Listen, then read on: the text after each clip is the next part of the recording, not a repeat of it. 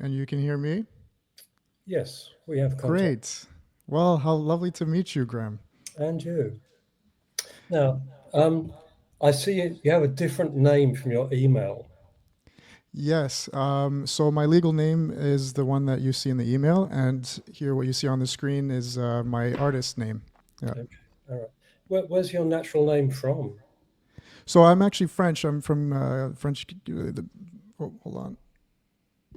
I'm from the French part of Canada. So Oh, born in right. Quebec, and I grew up Yeah. in Toronto. Yeah.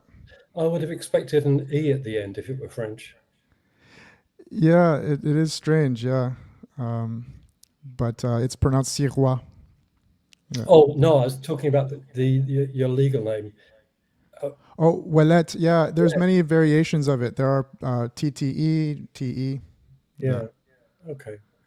yeah. All right. And are you in French-speaking Quebec now? No, so at the moment I'm in the Netherlands, in The Hague, Uh-huh. and I'll be moving back to Colombia in 2 weeks. How was Bolivia? That's kind of interesting. When you Yeah, say moving back to Colombia, you mean the country or the university? the country. Yeah, the country. Okay, yeah. Yeah. Um, oh, well, okay. Look, I've been to a number of Latin countries, including Colombia, but the first was the first time I was in Bolivia. So my wife worked there for 15, 16 years running a non-profit, but she hasn't moved back since she left 18 years ago, and her daughters were born there. So she was taking her daughters back, or at least two of them, and I went along to, try to understand a little bit more of her life prior to meeting me. So Bolivia is an interesting country. It's a mixture. Parts of it are much more affluent than I expected. I know it's the poorest South American country, um, but it ranges all the way from the tropics. Okay, I'm getting a sign. What does it say? Uh, what does it say? All right, uh, it's just my operating system doing housekeeping. It's Uh, all right. okay, no problem. Um, yeah. So, I mean, tropical, it varies from tropical to higher Andes. So the climates in different parts are quite different. And it's clear that some places are much more affluent than others. But it's kind of interesting. Obviously, obvious similarities between some of the other South American countries and some differences too. So it was good. And what do you do Lovely. in Colombia? Colombia. I live in Minca. It's called. It's a town in the Sierra Nevada, Hmm. near Santa Marta. It's known to be the oldest city in South America on the Caribbean coast there. So Hmm. yeah, Okay. just Um, doing projects there. I have a project called Soul Garden that I'm getting off the ground. It's like a community project, uh-huh. and other than that, I'm a filmmaker actually by trade, and I teach acting. So that's what I'm doing over here in Europe for the last 8 months. But back to Colombia for a while. I mean, for me, sun is very important in my life. I can't do the gray weather too much or the cold. So Oh, I know what you mean. I grew up in the UK, which is not known for its good weather, all right? But most of yeah, my adult life I've lived in Australia, and it makes a big difference. it must. How is it now living in New York? Well, um, geez.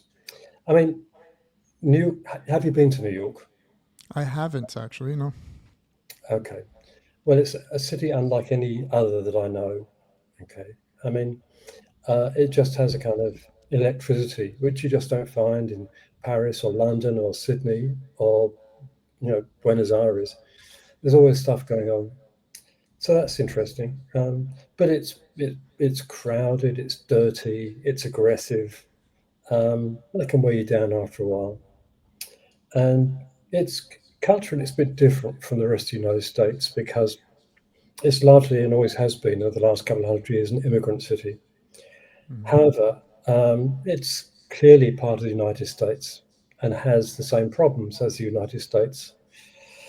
Um, and I probably don't need to tell you much about the sort of political convulsions that the US is going through at the moment. Hmm. Absolutely. Yeah, I'll have some questions for you in regards to for a few things in regards to politics, but really only in so much as how much philosophy has impacted your political worldview. If that's not too personal of a question, but No, happy to talk about whatever you want to talk about. that's lovely. I appreciate it. Really, to get started, there's a long story behind like how and why my circumstances led me to wanting to interview you. But for now, I can say that like your work has motivated me to get a better understanding of who you are, and also to help others understand what your work is about. And that's really because I believe that dialetheism is it's an important worldview, and that your work is in fact relevant to most people, as much as people might think it's completely irrelevant.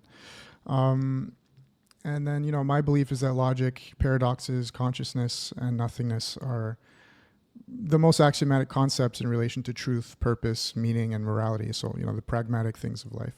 So if your work really establishes a proof for truths that go beyond conventional logic, then I think that effectively amounts to giving people the reason to consider other possibilities, right? To examine nuance and to accept the validity of other worldviews that contradicts their own. Mm. So, in today's world of hyper specialization, polarization, isolation, and existential crisis at the end of it, the pathway to meaning and peace, cooperation, and just a general cohesion could definitely find its starting point in many of the things that you work on. So I don't know if that sounds too obsequious, but really, to me, you're like the king of logic, and it's like meeting Michael Jackson here. Well, So look, you're far too kind. yeah, But there are lots of interesting issues there which we can explore. that would be great. Yeah, that But would be just great. before So we start to get serious, I mean, yeah. who is this going out to? Who's your audience? What can I assume? That's a great question. So I'm part of the. You were interviewed by Kurt Jaimungal, Theories of Everything podcast. Yeah, yeah, I vaguely remember that. Yeah, you must be quite busy there with lots I mean, I've seen you have lecture all over the world. So he's a Canadian as well, fellow Yeah. Canadian, and I met well, I came into understanding, or like it was through his podcast that I came to be acquainted with your work. So the philosophical community around him, that he started a channel where we all kind of congregate and discuss things.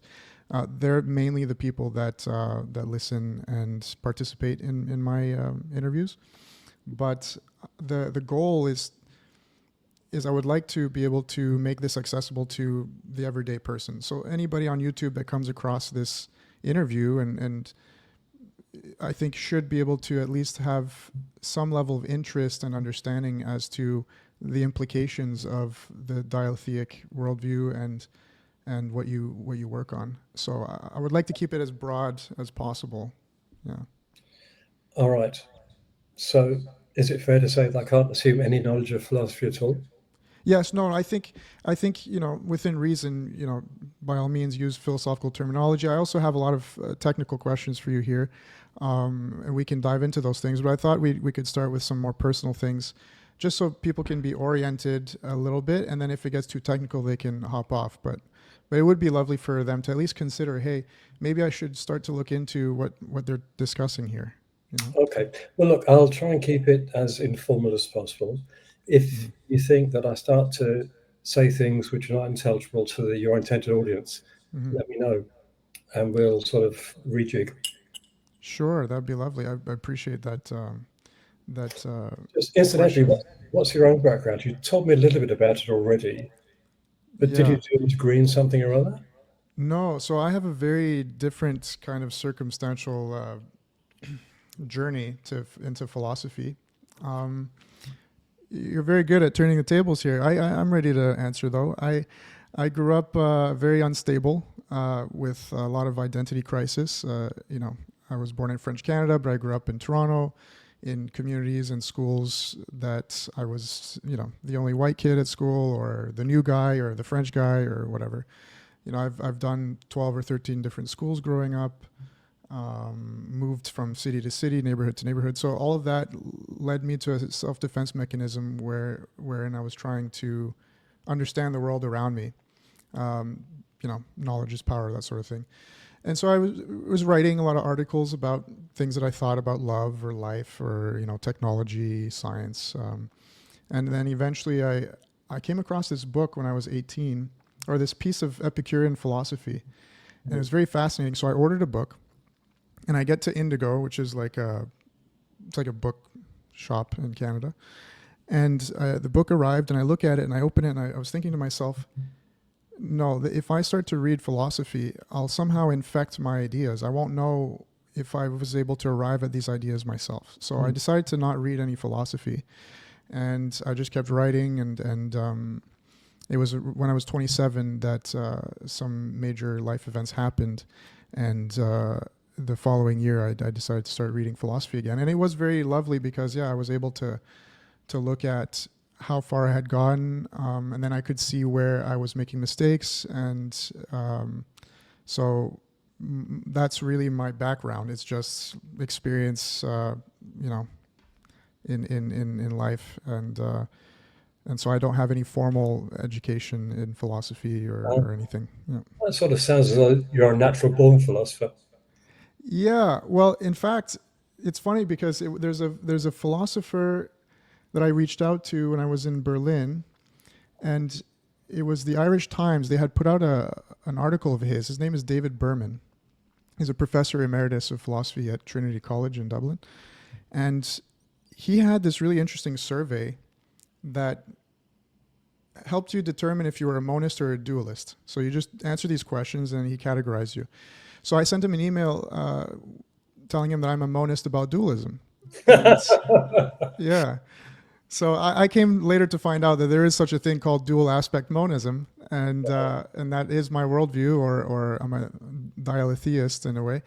But he found that interesting, so he invited me over. So I went to Dublin, and he told me that I had a passion for philosophy, and that that I should keep going and write a book and all this stuff. So he, being from the academic world, he encouraged me to continue down this path. But I knew that, yes, because I had already started developing my own philosophy, that I couldn't really very well go to university and study other people's ideas.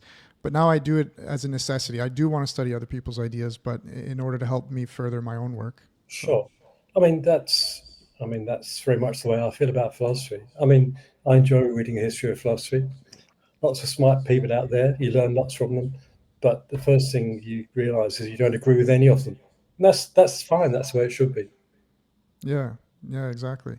I would love to understand your work, but I never studied formal logic or modal logic. But I can tell you this: the paper you sent me really gives me the motivation to start digging into that. Um, Well, it's a useful tool. Um, yeah. and like all tools that are useful, it's worth having some grasp of. But there are lots of places it won't take you. Like what? Like which places? Well,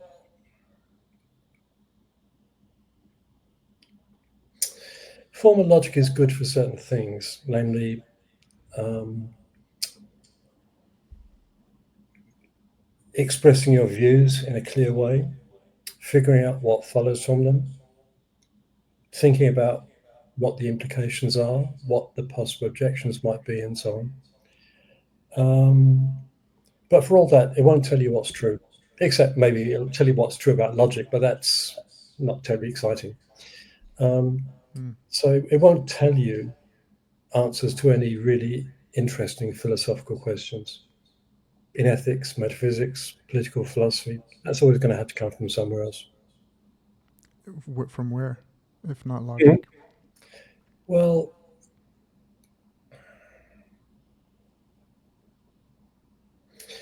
if we have interesting questions, Mm. they're rarely going to have simple and obvious answers. And that's what's true with ethics, political philosophy, even what to do with your life, how to live. So you have to consider various possibilities. And if you want to sound highfalutin, you can call them theories. Okay? Mm. And then you have a bunch of theories to choose from. Maybe in years hence, you'll think of some more too. But anyway, you have a bunch of possible views on the table. and then you have to choose between them. And how do you choose between them? Well, that's itself a philosophical debate. But there are a number of standard criteria in the philosophy of science for theory choice. And first of all, it's got to do a pretty good job of explaining what it is you're trying to grapple with. But also, that's really enough on its own. And you've got to think about kind of how simple your view is, how many kind of extraneous assumptions it commits you to. Some people think that there are aesthetic factors involved. I think that's not implausible. So you have this bunch of views to choose between, and then you choose the one which appears best to you on these various criteria. And different things are going to be different for different kinds of theories. So in science, numerical accuracy is very good. It's a good criterion. It doesn't play much role in ethics, for example. So there are differences, but the kind of general framework, I think, is very much the same. Does that mean that there's an element of relativism there? If people can just subscribe to their own worldviews and there's validity between both, does that make you ultimately relativist or No, no? it doesn't. What I'm saying is compatible with relativism, but it doesn't imply relativism. Look, just think about it. Let's just take physics for a moment. In the last 300 or 400 years, we've seen several different theories about the nature of matter, the nature of light, the nature of motion, the nature of space and time. They're different theories, and we've had to choose between them. And at different times, we thought different ones are better. However, if you ask any physicist, they'll tell you that there is one there is one theory about these things in reality. We can have different theories, but in the end, at most one of them can be right, and probably all of them we have are wrong. But right or wrong in which context? By the need for utility or truth? Yeah. So you just told me that you live in Colombia, right? And I presume you're telling me the truth. Yeah, well, so that's the question, right? Like, truth has like a certain level of resolution. I find that sometimes it's hard to peg down because I don't really live anywhere. I don't have a visa, even here where I am now. What does it mean to live somewhere? I'm currently here in Holland. True. But I mean, okay, but that's a matter of there's a matter of vagueness here, because the word "live somewhere" is ambiguous or indeterminate in certain ways. And indeterminacy is everywhere in life, okay? Or at least everywhere in the language we speak. So that means that if you resolve the indeterminacy one way, you're going to get one kind of answer. If you resolve it in a different way, you maybe a different kind of answer. But in the case of where you live, I mean, what you meant was something like it's where I reside for the most part. It's where my life is at the moment. So once you've resolved that particular indeterminacy that way, then what you said to me is true. I wasn't asking about your citizenship or these kinds of things, which I could equally have meant, but I didn't, and you didn't either. Yeah. So once you specify the parameters for truth, then you have a certain outcome, and that truth is, just as valid as any other truth that would pop out from specifying different parameters. Could you say that there is in itself an objective truth about reality? Oh, I believe in objective truth. I'm not a relativist. Some things are subjective. For example, whether something is funny, humorous, that is subjective. People's sense of humor are different. Okay. But whether 2 + 2 is 4 or 37, well, there's no relativism about that. 2 + 2 is 4. End of story. Um, so, I mean, for some things we talk about, there can be a certain relativism quite naturally.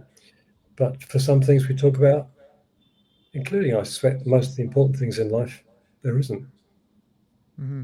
Yeah, I see no bad contradiction, if you could put it that way, between like the idea that there is an objective truth and there are many subjective truths at the same time. Like there's nothing wrong with that. But does is in your experience, is do most people fall into either camp, or do they operate that way?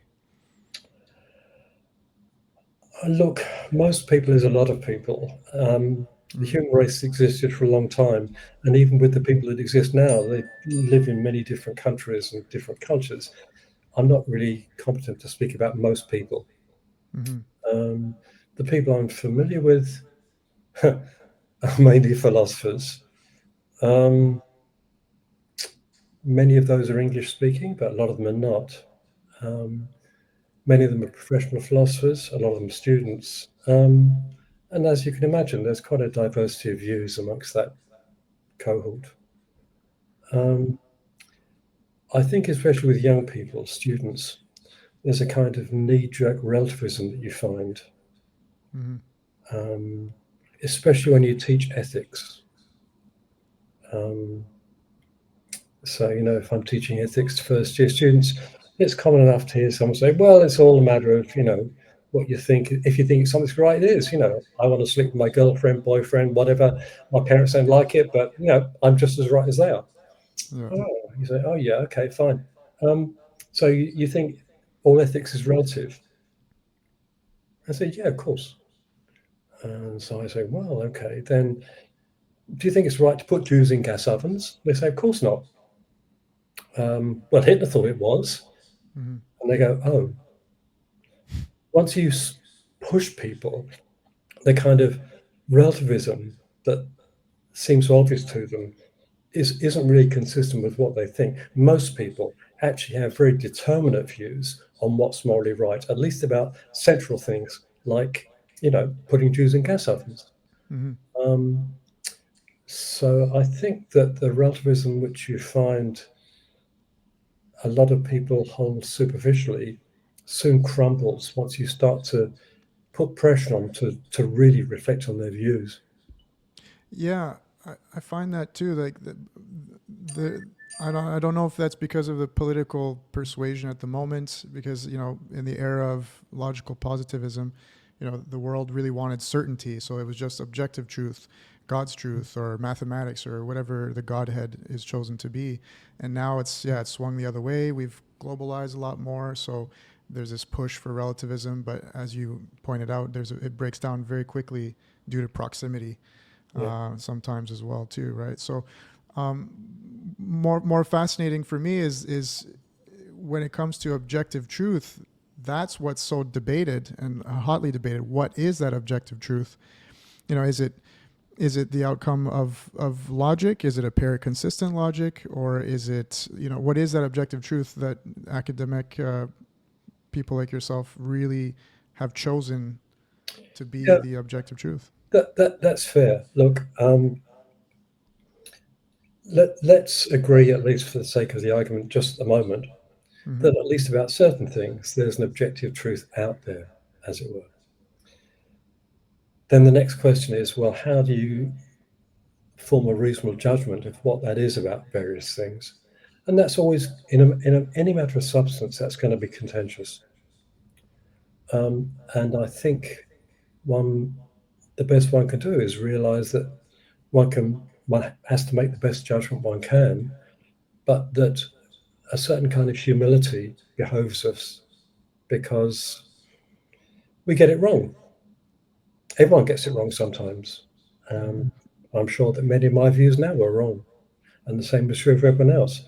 But that doesn't mean that I just throw up my hands and say, you know, screw it, no one knows. I mean, I make a best judgment about what I think, and it might be, what time I have to leave to get to the airport to take a flight to Australia. It might mean, whether there's dark matter. It might mean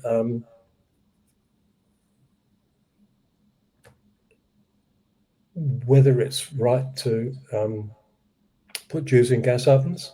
In Mm-hmm. each case, I could be wrong, but I make my best judgment. And some of those I'm pretty sure about, Mm-hmm. but I'm humble enough to know that anything I believe could be wrong. So can we equate what you've just said to like the Socratic method of just claiming ignorance, that we don't know for sure, but we can strive for objective truth? Yeah, look, it's closely related, but it's not quite Socrates. Mm-hmm. Socrates is famous for saying, "The only thing I know is that I know nothing." Mm-hmm. Okay, I wouldn't claim that I know nothing. You know, I'm Mm-hmm. flying to Australia on Tuesday. I've got a flight booked. I know what time it leaves from Newark, um, and I know all these things. Okay, something could go wrong. The flight might be cancelled. That's always true, Right. but it would be very misleading to say that I don't know that I'm going there on Tuesday. I've Mm-hmm. made all the arrangements, right? True. And further still, you could say that what does it mean to know nothing? Can you possibly know nothing? Now I'm flipping it on its head because this is more what you deal with, void and nothingness. All I know is that I know nothing. What does that mean? Does that mean you know everything? Does that mean you know where does attraction happen there when you make a statement like that? That's starting to get a bit more complex, but it is a bit of a segue into asking me asking you the first question that I had for you, which is whether metaphysics is actually important or relevant to the average person. Mm. Um, huh, you may be disappointed about this. I don't think so. You know, Mm-hmm. um, many philosophical things are really important to ordinary people, non-philosophers, uh, Yeah. such as things to do with ethics and morality and political philosophy. In other words, the way they live, the way they treat other people, the consequence of their actions. Um, what I mean, most of the great ancient philosophers, East and West, have been concerned with the question of how you should live, which is Mm-hmm. one of the most difficult philosophical problems. Um, those, I think, are the philosophical problems which are central to anybody, and everybody thinks about them, whether they're a trained philosopher or not. Um, some philosophical problems are more kind of recondite, esoteric.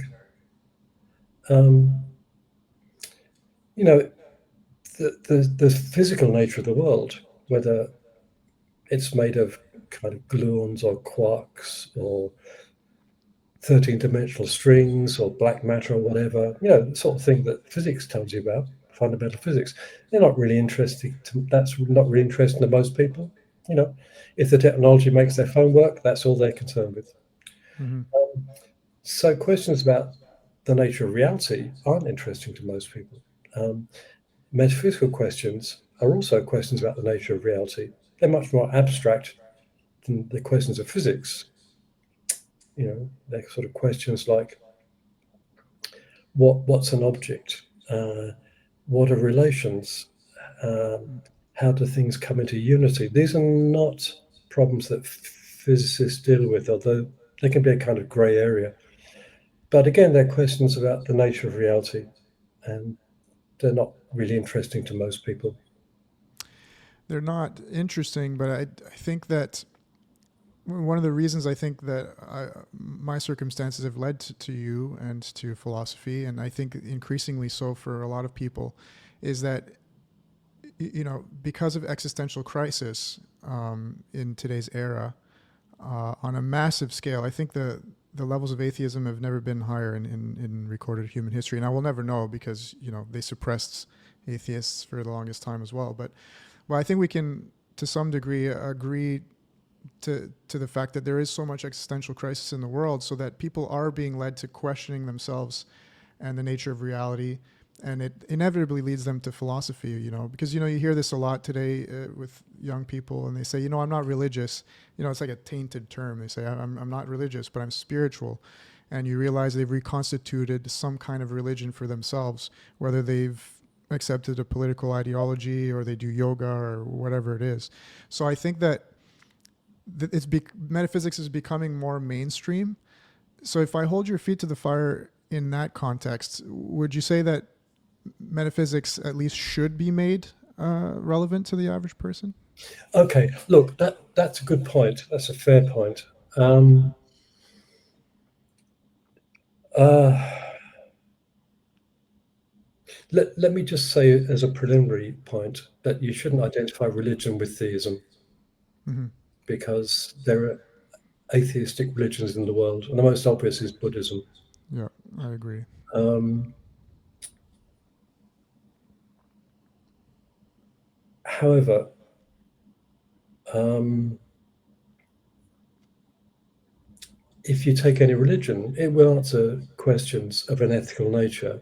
How should you live, and so on. And you could find answers to that kind of question outside religion. Mm-hmm. So you don't have to be a religious person to worry about the right way to treat other people, for example. Mm-hmm. Most religions will give you some kind of answer, but there are lots of philosophers who think that these questions don't depend on any religion whatsoever. Okay. Mm-hmm.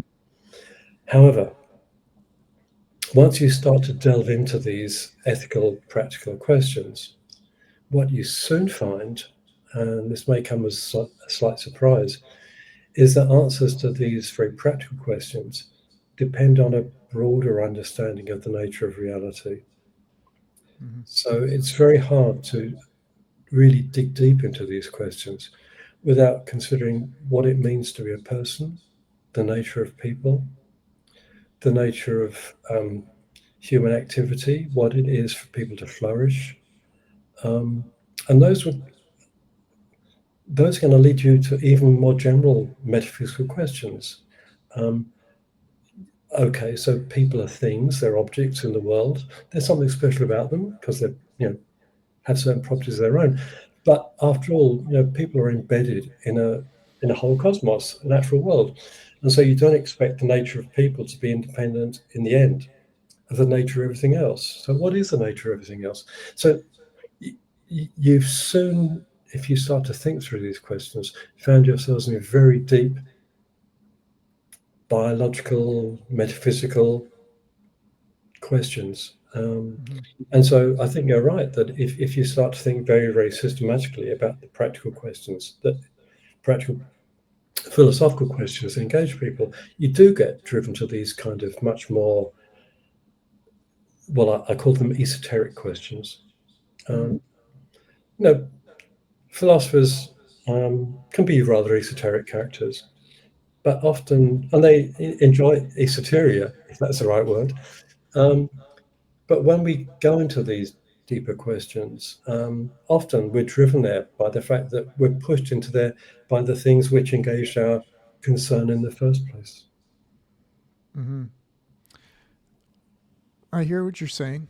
And if I could translate that for the average person, I would say, like, what popped up in my head while you were saying that is that regardless or not, it seems to me that everybody has a metaphysical assumption, at the very least, that they subscribe to, and that does translate into antagonism between people. You know, some are monotheists, some are polytheists, and they find a way to fight about it.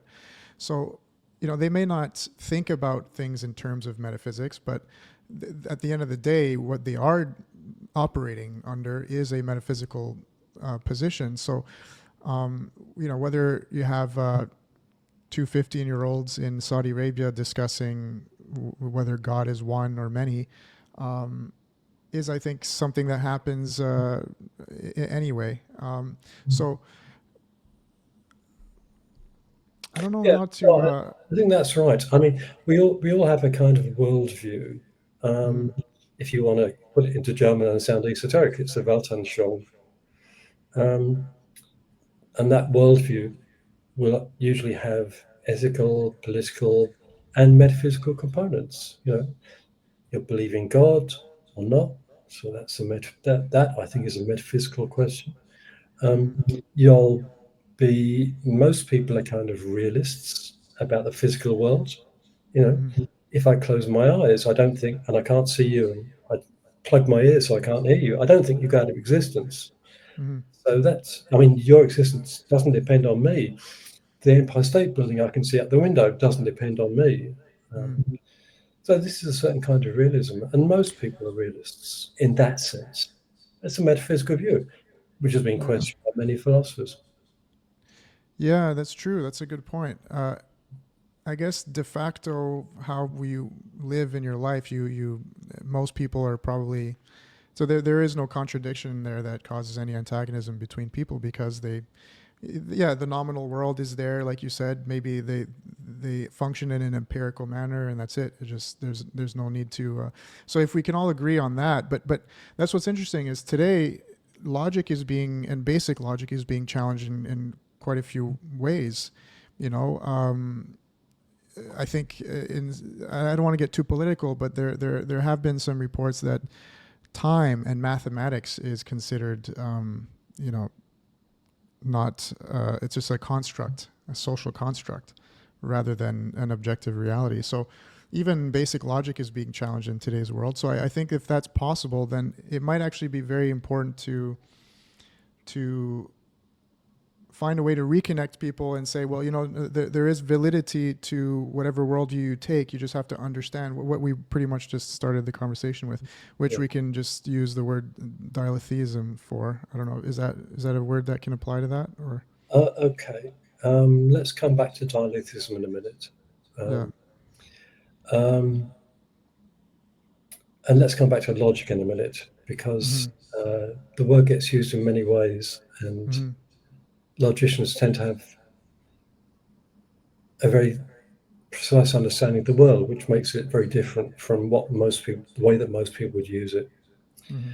Um, uh, so set those questions aside for a moment. And there is a view that theories of space, well, okay, space and time is a kind of construction. Mm-hmm. Other scientific theories are constructions. Um, and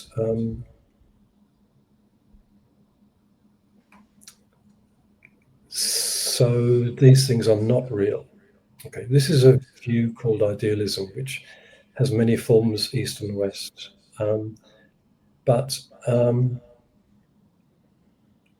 when people who are not philosophers tend to advocate this view, there's often a deep confusion there. Look, of course, our theories of space and time, Mm-hmm. of course, our theories of how the brain works are social constructions. Of course, my political theories are social constructions. Any theory about anything is a social construction. It uses human language and Mm-hmm. theories expressed in language. But that doesn't mean that the thing we're theorizing about is a social construction. You know, the fact that I have a theory of how the sun works doesn't mean that the sun is not real and doing its stuff independent of what I think. What I think Mm-hmm. it's doing is one thing, but what it's actually doing may be something quite different. Um, uh, look, if my theory about how your brain works is one thing, okay, but what's going to happen to you if you get hit in the head by a brick is not a matter of opinion. Mm-hmm. Yeah. Although my theory about what's going on when you're hit in the head by a brick is. Mm-hmm. So the fact that our theories are social constructions doesn't mean that reality is a social construction. Now, some bits of reality are social constructions, like countries, like the economy, like money, Yeah. okay? But that doesn't mean that the natural world, or how your brain works, is a social construction. Pretty Mm-hmm. clearly, that doesn't seem so plausible. Okay, that makes sense, and I think it echoes what we already discovered so far. I'll maybe kind of condense everything in the same questions that I just had into one. So I'm going back to my list of questions here, and there's two actually relating to what we're discussing now. One is, has your work and is abstract metaphysical work, is it possible to translate it into an epistemology, an ethics, and an aesthetics?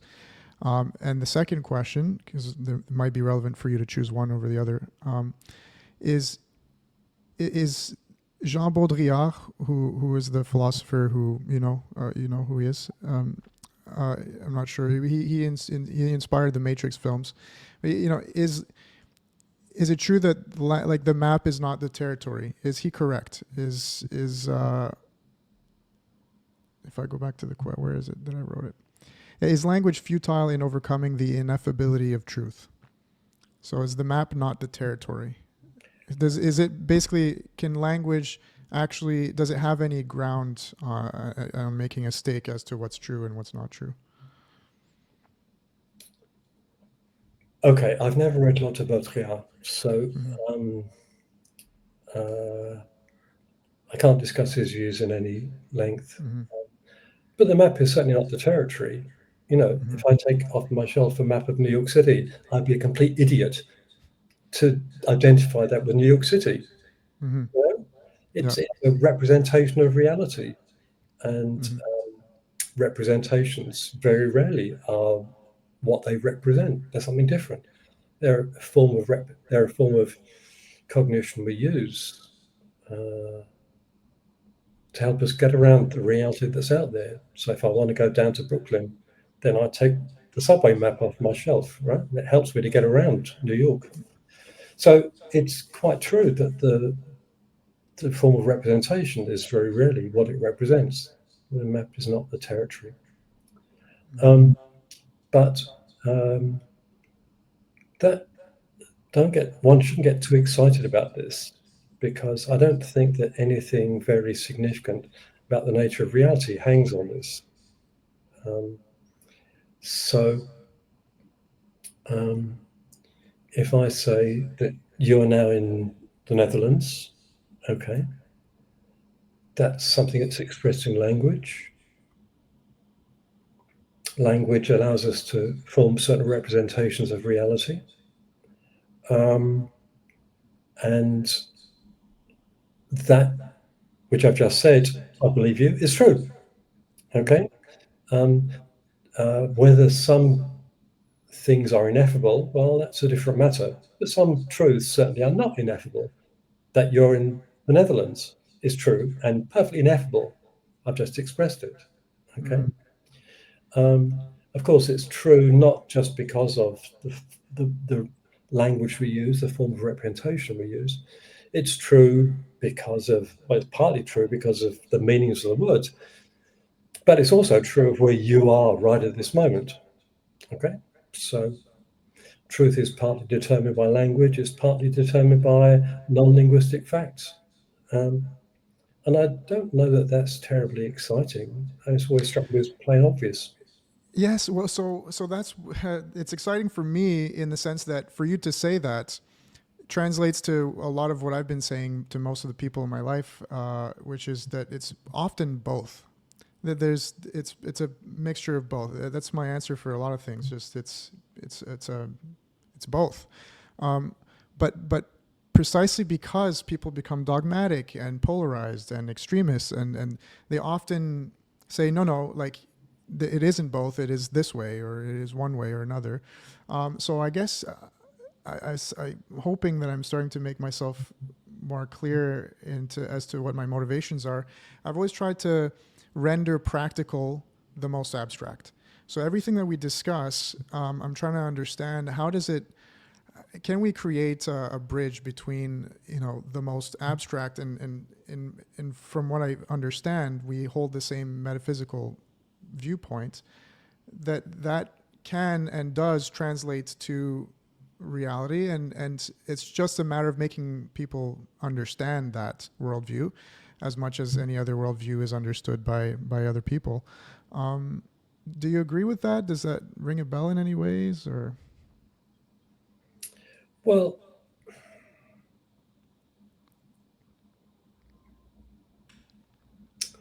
it's certainly true that people hold different views about different things, different Weltanschauungen. Mm-hmm. Of course, philosophers do that too. If they hold differing views, they probably hold them in a more sophisticated way than people who've not thought about them before. Um, and there are serious philosophical issues here. You know, if there weren't, you wouldn't have got such philosophical disagreement for the last Mm-hmm. 3,000 years with philosophers all over the world. Um, But um, if you want to delve into these issues carefully, um, one of the things to avoid is just silly mistakes. Um, Mm-hmm. and the thought that um, it's not true that you're in the Netherlands is just a silly mistake. The view that you're only in the Netherlands because I use words in a certain way is equally stupid, right? You'd be in the Netherlands even if I spoke Martian. Mm-hmm. Um, now, once you get beyond these silly mistakes, there are lots of things that are much harder and much worth talking about. But um, you shouldn't sort of suppose you can settle these problems by just making some kind of silly mistake. I I understand, and I'll challenge that a little bit because, and I'm really reducing things just for sake of convenience, but I think that some things can be reconciled in a higher order or in another paradigm, even within the most abstract. Like, for example, to me, I think that a lot of what Hinduism does in its metaphysics is it does reconcile Heraclitus and Parmenides. The two, that's, I might have misunderstood that completely. Like, I'm a layman, right? But it seems to me that Heraclitus and Parmenides both said some very true things about the nature of reality, and that they're not mutually exclusive. Um, do you feel that that's true or untrue, or is what I'm saying correct or incorrect, and why? Look, let's leave Hinduism out of this. Hinduism Okay. is actually kind of complex, Mm-hmm. and um, its relationship, it has different systems of metaphysics for a start, Mm-hmm. and the way they relate to the Western systems of metaphysics is not entirely straightforward. But I think it's fair to say that if you look at most great philosophical systems, just take Heraclitus and Parmenides, for example, um, they have elements of insight, things they get right, and then they have things they get wrong. Mm-hmm. Um, so I don't think I know any system of philosophy that I'd say, yeah, that's exactly right. Life's too complicated for that. So um, I think as a thinking person, philosopher, if you want to say that, if you read the history of philosophy, you have to try and determine the insight that you find in the history of various philosophers. And maybe you can sort of reconcile the various points of insight. Um, but I think it's crazy to sell your soul to any historical philosopher, east or west, Mm-hmm. south or north, and say they got it right. I don't Mm-hmm. think anyone ever gets everything right. No, but do They can they still have points of insight that you can learn from. Yeah, but do they complete each other? Is what I'm more interested in. Like, does where Heraclitus is wrong, is Parmenides right, and vice versa, and they complete each other? They, um, it's hard to know what you mean by completion here, um, Mm-hmm. but certainly it might be fair to say that um,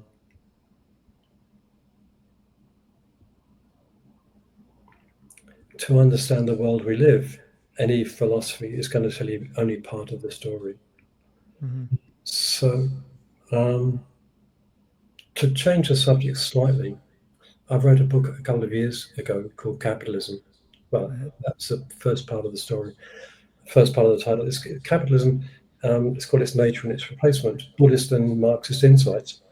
And this book draws on elements of Buddhist thought and elements of Marxist thought. And you might think those are strange things to put together, but I don't think they are.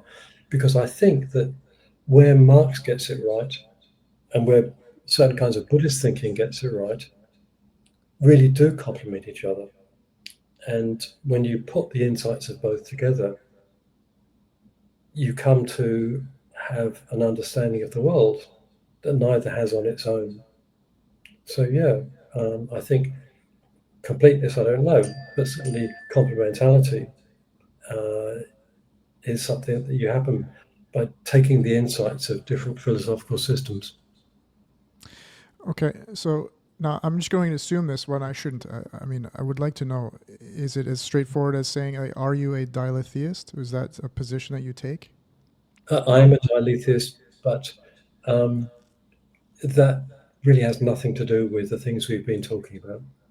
Okay, so we'll have to get to that. That's very important. But where I was going with that question was that, you know, does dialetheism allow you to see a greater insight or have a capability for more nuance in which is why you've been led to write a book about Marxism and Buddhism.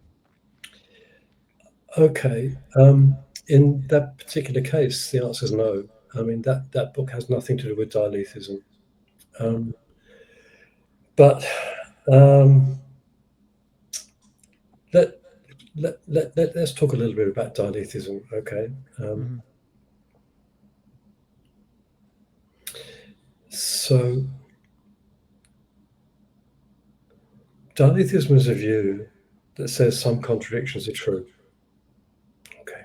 Truth, we've already talked about. Contradiction, philosophers tend to use it with a very specific meaning, which is much more limited than what most people use it to mean. But a contradiction are things, to use sort of logician's jargon, of the form P and not P. The sun is shining, the sun is not shining. Donald Trump is corrupt, Donald Trump is not corrupt. There's only one thing in the world, there's not only one thing in the world. Okay, things like that. Right?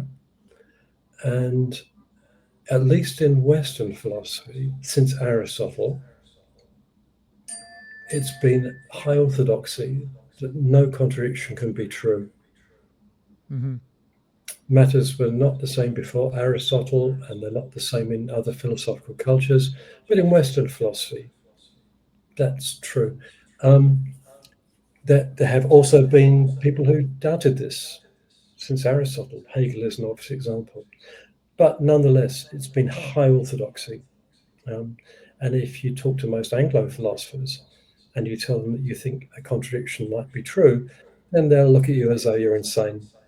Okay. Mm-hmm. Well, this is my brand of insanity. Okay. Yes, mine Um, too. and I do think that some contradictions are true. Now, dialetheism won't tell you what contradictions are true any more than believing that truth is objective will tell you what truths are objective. Mm-hmm. Okay. So, dialetheism isn't a worldview. It just tells you that if you're theorizing about something, maybe the space of your possible theories is bigger than you might have thought if you're educated in the Anglo tradition or the Western tradition. Mm-hmm. Uh, that there are more possible theories out there in the world than are thought of in your philosophy. Uh, Yeah. okay, so what dialetheism does is, in a sense, open your eyes to various possibilities that have been largely closed off in the West for 2,500 years. Mm-hmm. Um, but that doesn't tell you what contradictions might be true. Then we have to go and look at, the world we're trying to account for. Mm-hmm. Um, but I see dialetheism in the end as something which opens your mind epistemologically to tell you, hey, there are more possibilities than you might, or philosophers in the West might have considered worthy of thinking about. Okay, so maybe I use maybe my definition of the word worldview is too obtuse, but it seems to me that dialetheism, if it opens you up to more possibilities, especially when it comes to the fact that there are some contradictions that are true, has a massive implication onto your worldview in general, across the board on multiple levels of analysis, right? How you relate to other people at the end of the day in your pragmatic life, it will be massively impacted by that. So I see value and so maybe I've just been using worldview as an encompassing term for everything. But um, well, for me, the whole reason that I'm interested in your work is that it seems to me extremely important, that we do either prove it. I mean, because that's where logic comes in, and your more technical work comes in. First off, have you proven in your work that there are some contradictions that can be true? And second, if you have, it seems to me that yes, that would bust the door wide open on 2,000 years of closed thinking, and that really would impact, because intelligentsia, as much as it's quite bubble wrapped sometimes in its bubble, does have a lot of impact on culture and politics at the end of the day, because people who study in academia do go on into their respective industries and impact the world. So I would say that if more dialectic worldview under my definition or position were to be accepted, that would at least open up more dialogue, and potentially, I do think that now you've written books on what seems to be more spiritual aspects, and I do think that it translates into spirituality and in how applying these kinds of ideas to your life and how you see the world and interact with it. Um, so to muster up a question here, I want to know, you seem to be the only one that I've found, but are there other philosophers in contemporary day that have that worldview? Okay, let's not argue about the meaning of the word worldview. Yeah, I'm happy to use it as you want to. Okay. yeah. Um, uh, so, in some sense, dialecticism is a worldview. I mean, it tells Mm-hmm. you at least what the possibilities are when you Yeah. theorize the world. Okay. Um, have I proved that some contradictions are true? Well, that depends which philosophers you ask.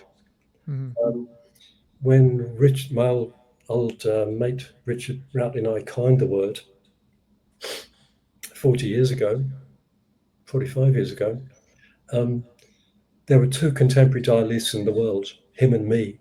Um, well, okay, there are a few more than that now, Mm-hmm. but it's still a minority view. Mm-hmm. Although I think it's fair to say that it's recognised as not complete lunacy as it was 40 years ago. It's just got a well-established possible view. Okay. Um, in the end,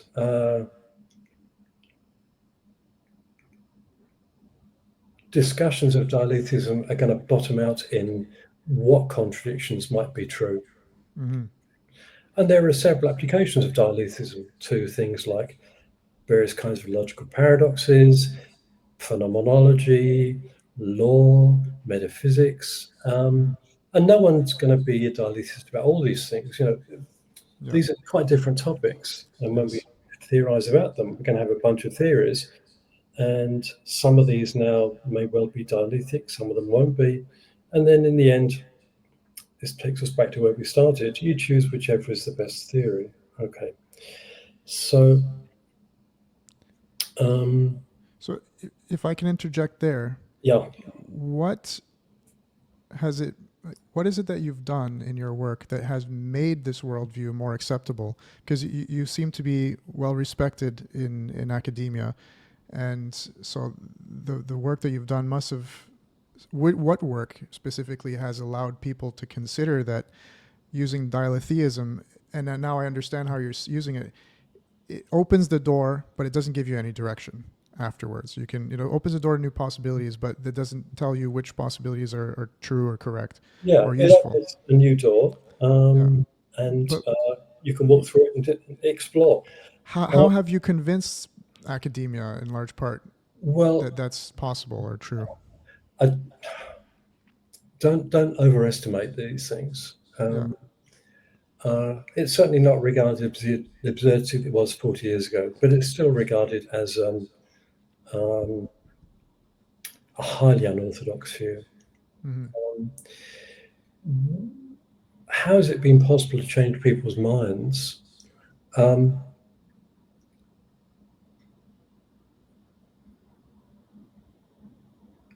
okay, there are a couple of answers to that. One is that I've asked people to why contradictions can't be true. Mm-hmm. And I've asked that question fairly insistently. And when people are put on the spot, they find that that question is not so easy to answer. You know, philosophers pride themselves on their rationality. Whether they should is another question, but they do. And if someone says to me, contradictions can't be true, can they? And I say, why not? They've got to come up with a reason. Yeah. And I find it's actually harder to do than they might have imagined, because they've just assumed that Aristotle got it right. And nowadays, if you look at Aristotle's scholarship, his arguments are terrible. Mm-hmm. And it really is hard to find good reasons to suppose that contradictions can never be true. Now, this is contentious, but I think it's fair. And so a lot of people have come to realize that their certainty about the thought that no contradiction can be true is not as rationally grounded as it has been. Okay. So that's part of an answer. But that's something you have to do face to face, because if I publish an article in a journal, it's easy enough for someone to open the journal and say, oh, look, this is this priest guy, he's at it again, close the cover, throw it away. And that's not entirely stupid. You know, the world is big and you can only consider so many things. And why take your time to look at things which, you know, seem Looney Tunes? That's Mm-hmm. fine. But if I'm speaking to someone, they can't close my cover and throw me away in a way they can do this to a journal. Then they're on the spot. Mm-hmm. And that's when I think most of the productive dialogue has happened, when me and people like me, you know, do engage skeptics about this Mm-hmm. and ask them to, you know, come good with their views. Um, So so that, how do they dismiss these like antinomies and veridical paradoxes? Is it dismissed as a purely linguistic thing? Well, you know, by oh, definition, no. it's a. Um, I mean, a lot of the early work on dialetheism was about paradoxes of various kinds. And of course, paradoxes of various kinds go back in philosophy, all philosophy, several thousand years. Um, but by and large, and this is a kind of sweeping generalization, people have treated them as puzzles to be solved. So you get this argument for a paradoxical conclusion, and there's a game you play, namely explain what's wrong with the argument. Mm-hmm. And people have assumed that there's something wrong with the argument, and the challenge has been to find it. What dialetheism has done is say, hey, you know, you're making an assumption that there is something wrong with this argument. Maybe you're right, maybe you're wrong, but let's think about the possibility that there isn't. Mm-hmm. See what happens. So again, it opens your worldview to all kinds of possibilities that weren't open to you before. Okay, look, I said that there were two reasons as to why the view is taken more seriously now than it was. And I've given you one. Mm-hmm. Um, the other is a bit more technical, because the possibility of dialetheism depends on various developments in the area of formal logic. Um, so at least if you ask most contemporary philosophers why contradictions can't be true, they won't cite Aristotle. They'll say, well, you can disprove it with logic. This kind of logic you learn in Logic 100 when you go to university. Okay? Mm-hmm. And there's been a revolution in logic in the last 100 years. It's a long story. Probably it's not a good place to go, not the place to go into all of it. But we know much more about the possibilities within the sphere of logic than we did 100 years ago, or 150 years ago.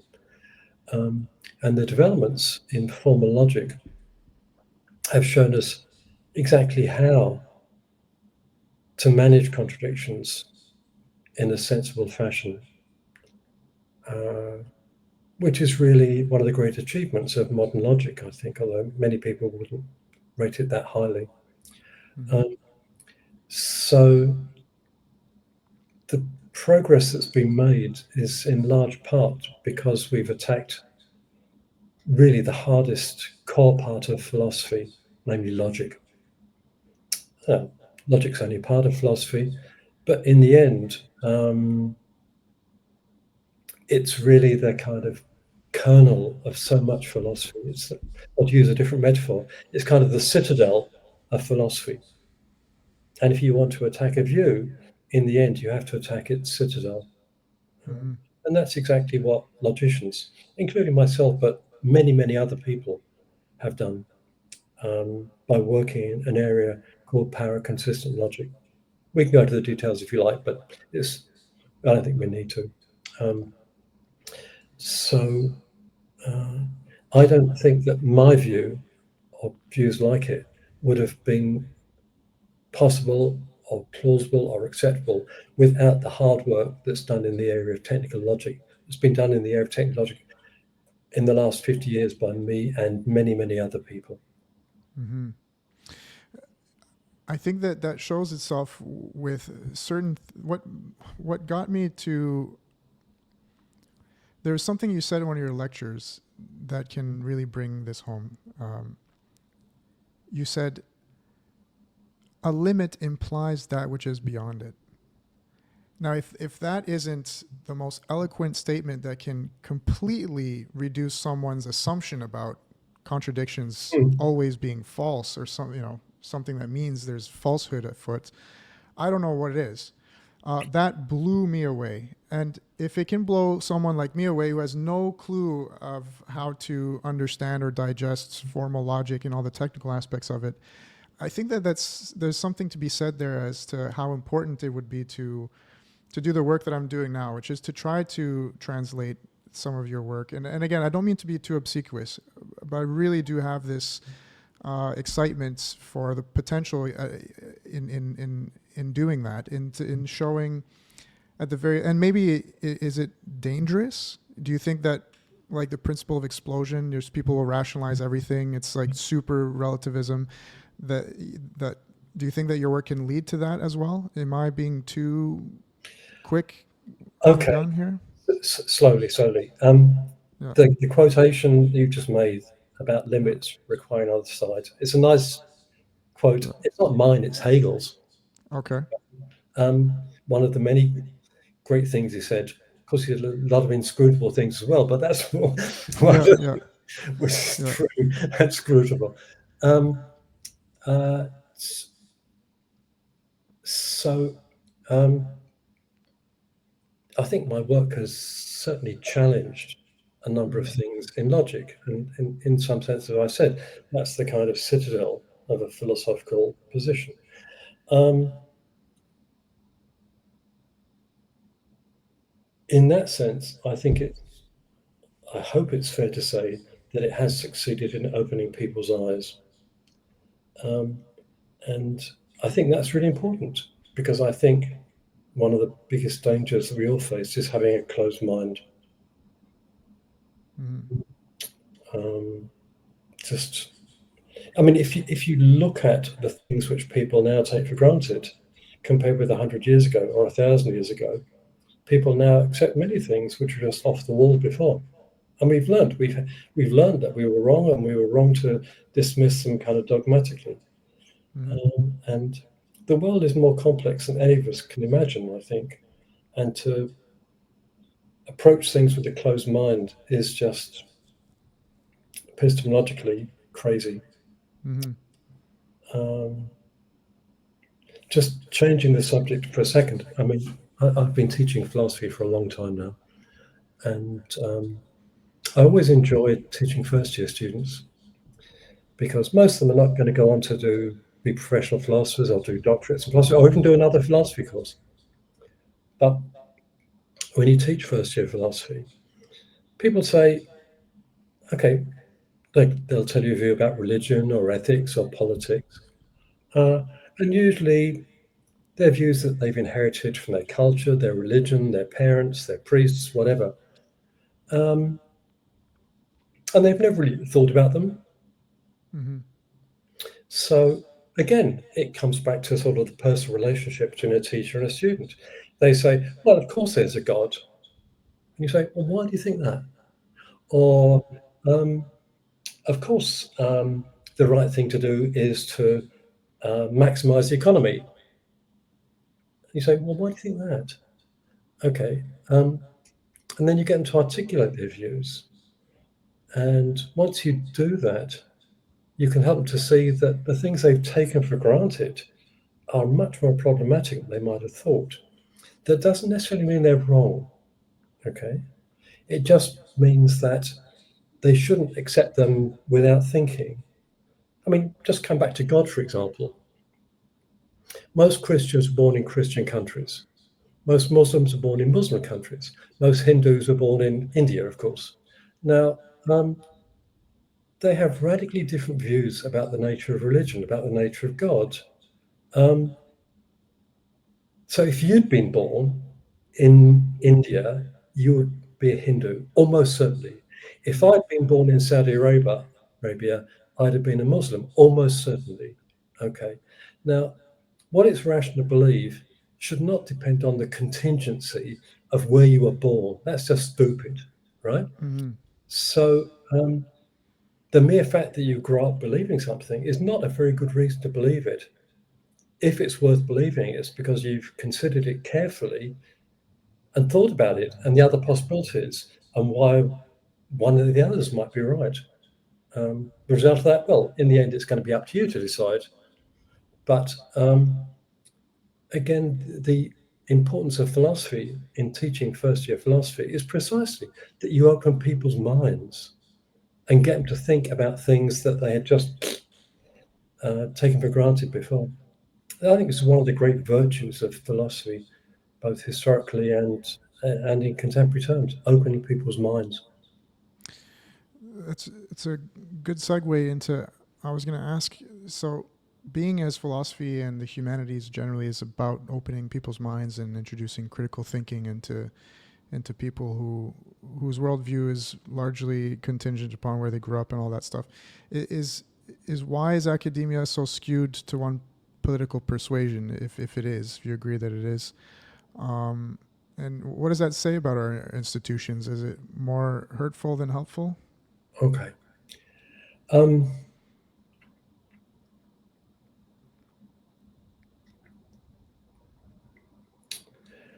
Philosophy has been taught in many institutional arrangements in different countries at different times all over the world. The way that philosophy is taught in the Anglosphere now is very different from the way it was taught in Germany in the 18th century, the way it was taught in the monasteries of Christendom, or the schools of Arabic philosophy, or the various educational institutions in India or Africa. Okay. So philosophy is done under many social circumstances. And it may well die out in a contemporary university for reasons we'll come back to in a second. But it'll go on because it's been with us now for 3,000 years and ain't going to go away. Probably more than 3,000 years. And it is, I think, being at least marginalized in contemporary universities in the Western system. And the reason for that is pretty clear. Universities are not exactly political institutions, but they're certainly heavily locked in to the Western, well, to the global economic system of capitalism. Okay. Now, capitalism is about making money, and making money nowadays uses an educated workforce, unlike, say, capitalism 200 years ago. And increasingly, universities have come to see it as their function to produce economic cogs for the capitalist system. Okay, this was not the way it was viewed, at least in the UK 100 years ago, whereas universities were about giving people a good all-round education, but that's pretty much gone by the board. So when I talk to students who are entering university and their parents, the first question is always, what job can I get? if I study philosophy. Mm-hmm. Okay, that's the way that people see education, especially in the United States, but it's common across most of the capitalist world. Um, and so universities are now putting money into, money means staff, it means courses, it means buildings, into those areas of study which are going to produce people who are useful for the capitalist economy. Mm-hmm. So, business studies, IT, MBAs, law, the economic roles of these people are very obvious, right?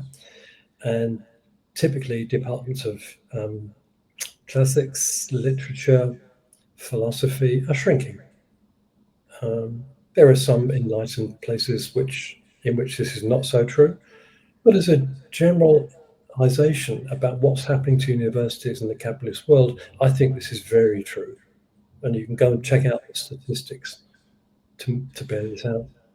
Yeah, and then of course, whatever political persuasion supports that capitalist motivation is the one that's adopted. But so it leaves me asking two questions there, because if if people should have a return to studying for non-economic reasons, the question would be, how far should they go to seek knowing what they don't know they don't know, which is what I think a lot of philosophy is about, making people Yeah. aware of that. And then the second one is, if it's not too indiscreet, what is your political position? And I usually, when I ask that question, I ask it in two ways, which is the economic values and the social values, because they don't always coincide, so. Okay. So there are two questions there.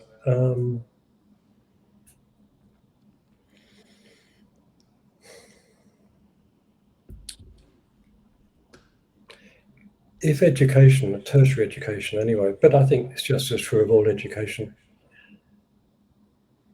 goes back to something more what it used to be like, namely the thought that what you do is when you educate people, you give them life skills to do all kinds of things. One of those is earning a living, but it's only one of the things. And maybe in the end, it's not so important. I mean, the most important thing in your life is you live a happy and fulfilling life. Okay, if it goes back to that, then the more you know about the world you live in, the better. Of course, most of it you'll never know anything about because the world is an infinite place. And I use that literally, okay? Mm. And you'll never know more than a very small, finite chunk about it. Um, some things are more important to know about than others, namely, you know,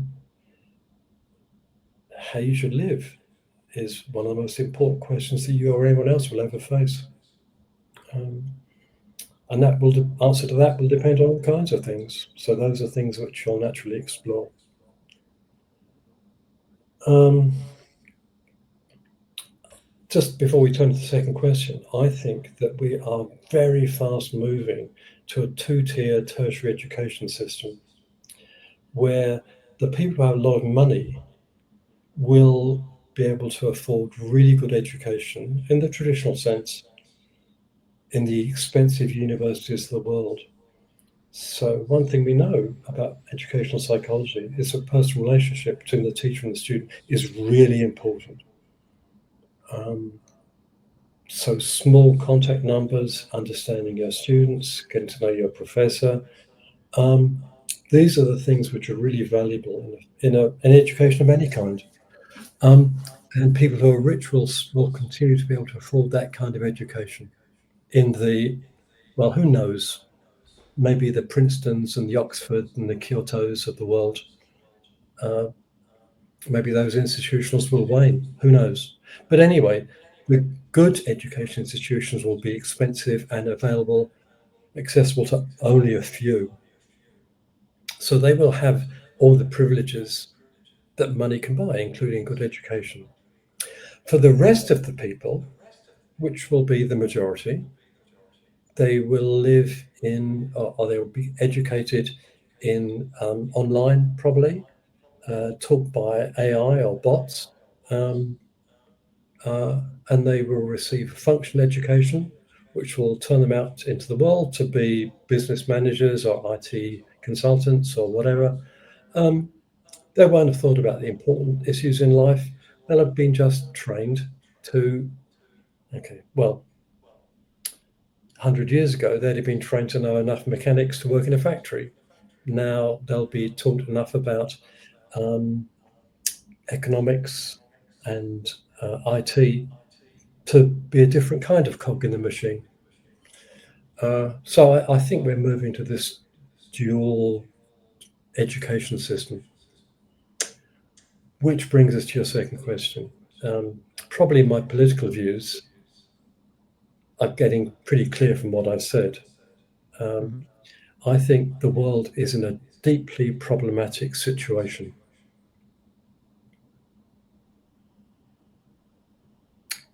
If capitalism continues, what we're going to see is the agglomeration of the world's wealth in the hands of a very small number of people and corporations.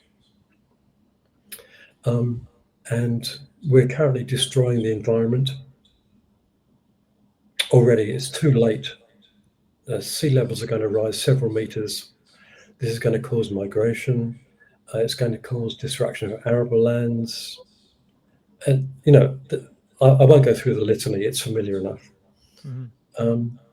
So what we're moving towards, if the current situation continues, is generally speaking a two-tier society where there are rich people living in gated communities who are defended by police or military whom they pay, and the rest of the world are going to live in a highly degraded environmental and social condition.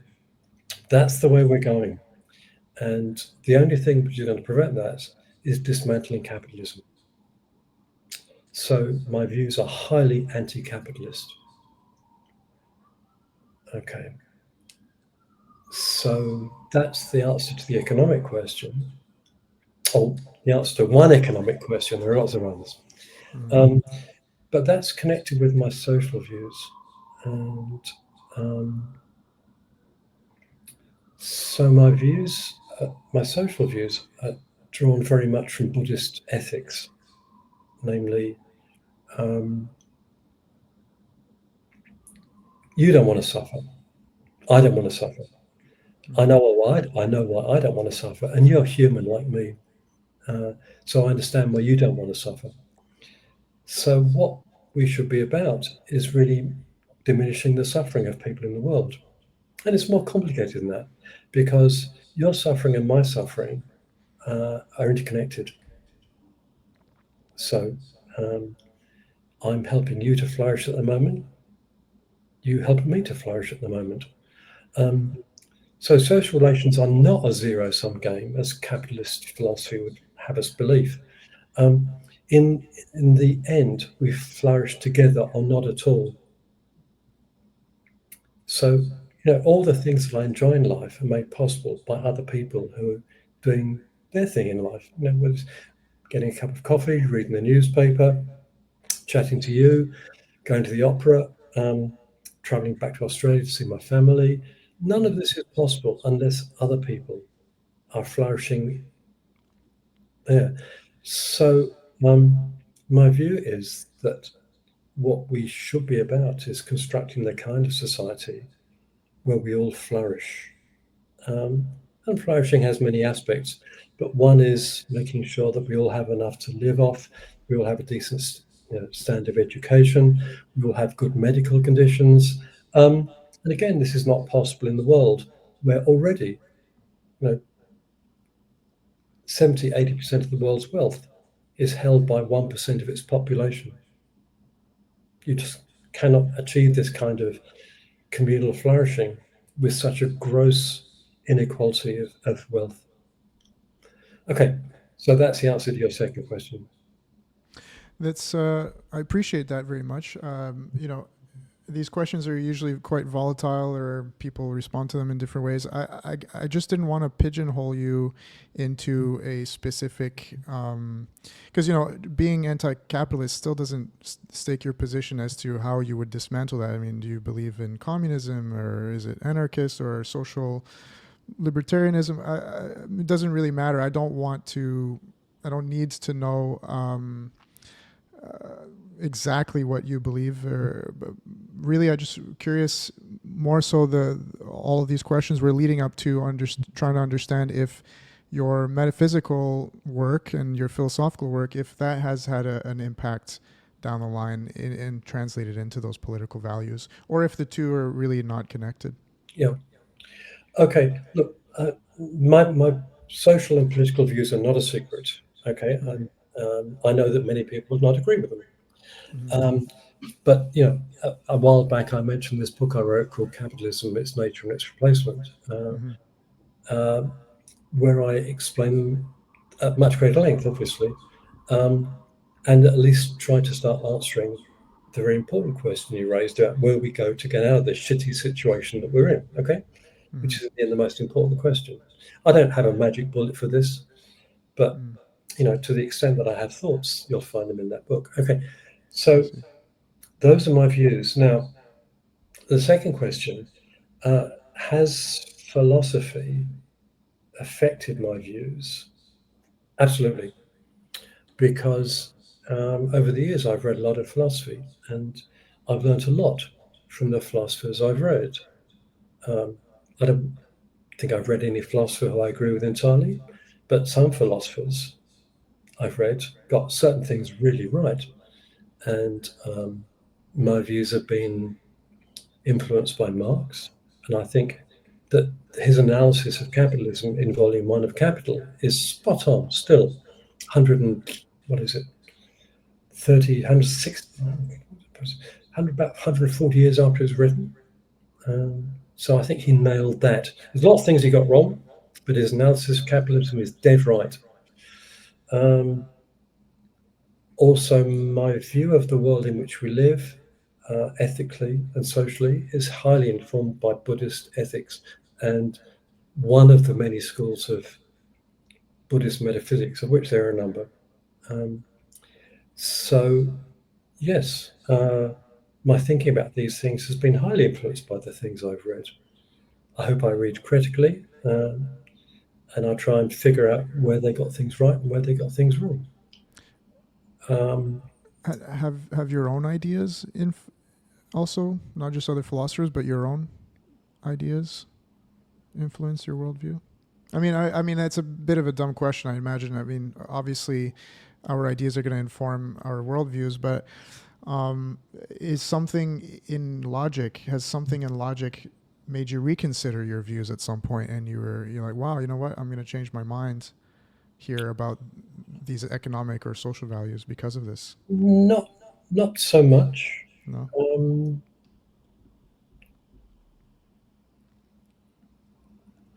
But my views in logic have certainly changed. When I was educated in logic, my doctorate in logic, I was very orthodox. I Mm-hmm. subscribed to, what I was taught in Logic 100, as it were.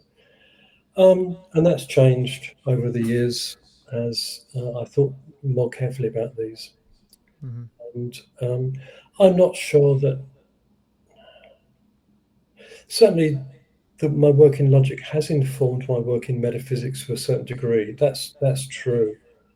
Partly in that it's allowed me to articulate in a happier fashion certain views in Buddhist metaphysics that I think are correct now.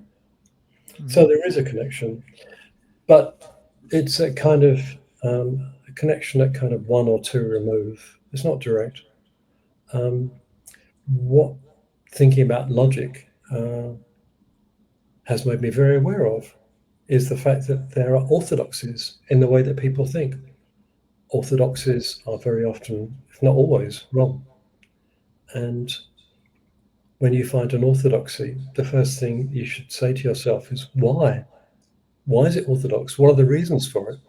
So again, we come back to the virtue of philosophy as making you think that you should go beyond the limits of your belief and investigate other possibilities.